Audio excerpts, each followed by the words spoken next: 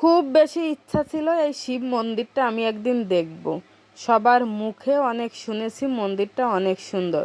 ছুটির দিনে ঘুরে আসলাম আমি সেই শিব মন্দির থেকে। কোথায় মন্দিরটা আর কেমন সব কিছুই নিয়ে থাকছে আমার আজকের ভিডিও।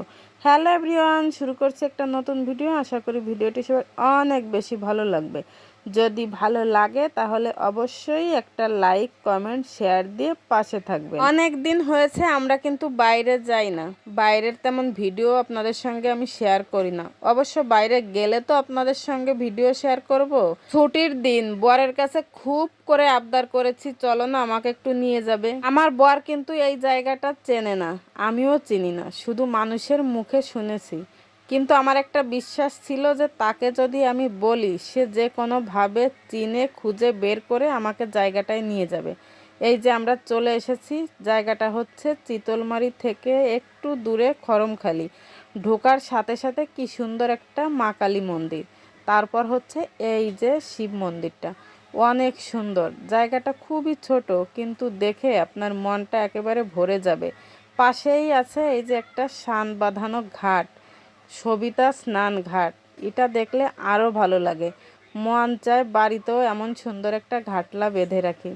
আর এই যে হচ্ছে সিঁড়ি নিচে নামার। অবশ্য আমি নামিনি, শুধু আপনাদের সঙ্গে একটু শেয়ার করব তাই ভিডিও করে নিয়ে এসেছি। নামতে আমার খুব ইচ্ছা করছিল কিন্তু পাশে অনেকগুলো লোক ছিল, আবার কেউ কিছু বলে কিনা তার জন্য আমি নামিনি। ভিতর থেকে ঢোকার গেটটা আবার একটু আপনাদের সঙ্গে শেয়ার করি। একেবারে রাস্তার পাশে নেমেই আপনি ঢুকে পড়বেন, আর ওই যে পাশেই দেখা যাচ্ছে সেই সুন্দর কালী মন্দিরটা।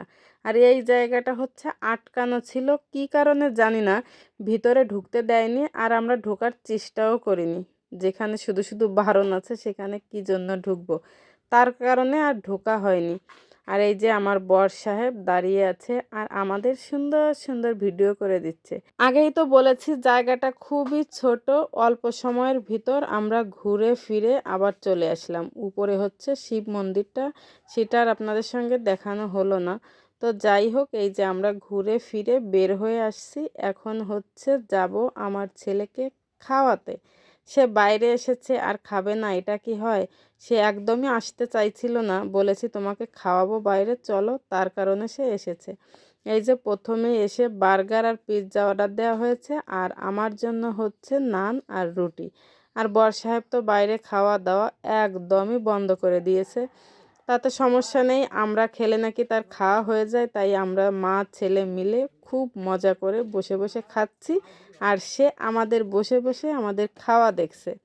তো যাই হোক, খাওয়া দাওয়া শেষ করে তারপরে হচ্ছে আমরা চলে আসব।